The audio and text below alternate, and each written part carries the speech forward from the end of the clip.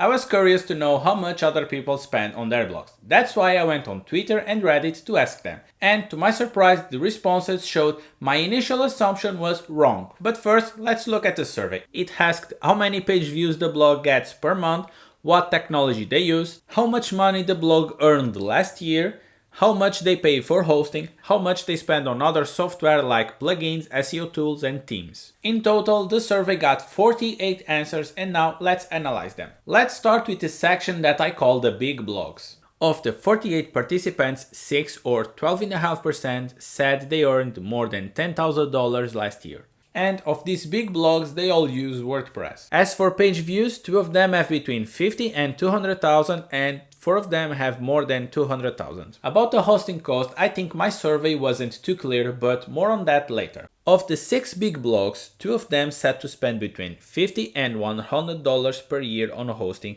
3 between $200 and $500, and 1 more than $500. As for other costs like plugins and SEO tools, there was no clear tendency with all of them spread across the brackets. Next we have what I call small blogs. Most participants are in this category as they represent 64.6% of the answers. Of the small blogs, 19% use free hosting, 32% say to spend less than $50, 25.8% spend between $50 and $100, and 16% between $101 and $200. As for monetization, 45% of the small blogs didn't make any money last year and 48% made less than $500. Blogs with less than 10,000 page views make little to no money, but looking at the table, the monetization growth is linear as they get more page views. This isn't a surprise to me, and if your blog is in these low page views, don't get discouraged. As for the expenses of small blogs,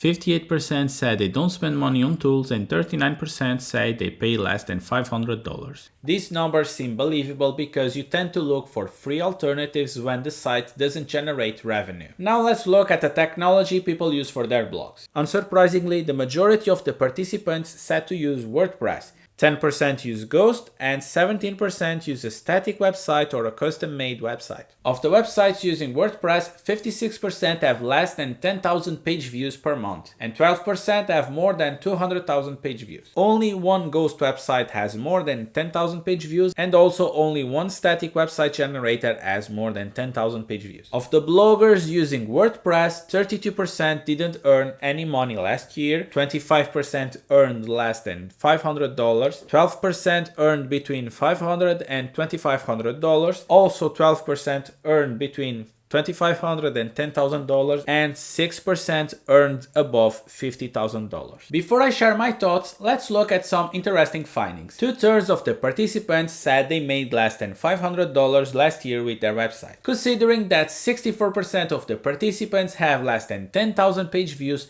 these numbers is somewhat expected. Also, 48% of the answers said they don't spend a single dollar on extra tools like plugins and SEO. I'm gonna tell you that I don't believe this data is true considering that 70% of the users of this survey used WordPress. In the survey, I asked people to consider SEO tools, plugins, and themes. And I think there might have been some confusion with the question. In my experience, it's rare for someone to have a WordPress website and not have at least one premium plugin. It can be a page builder like Elementor, cache plugin like WP Rocket, an SEO tool like Yoast, or some premium theme like GeneratePress. So I looked at what WordPress users said about their extra expenses, and I found that 44% of them said to spend zero. This reinforces my theory that the question was misinterpreted. As for hosting costs, 75% of the participants said to spend less than $100 per year on hosting. Again, I think this question was misinterpreted. And considering that the majority of people use WordPress and hosting for WordPress easily costs more than $100 per year,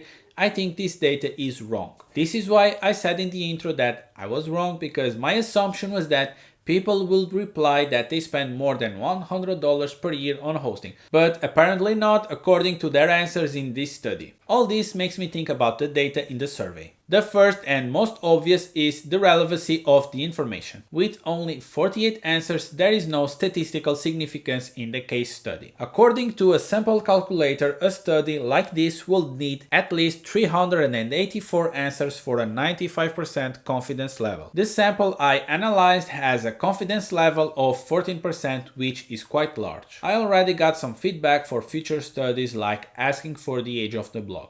But I think asking for the page views is a better metric for assessing the size of the blog. Actually, as I was making this video, I realized that I should have asked how many posts it's published on the site. This will give more context about the real size and how much content is on the blog. Overall, if I were to make another study like this, I would ask for help to get more answers, clarify my questions, and ask for the monetization source to know if it's affiliate, e-commerce, sponsored posts, or other. Hope you have liked this study, and if you are starting a website, I recommend you to watch this video next, as it will make your life easier, especially if it's the first time creating one. Go watch it now.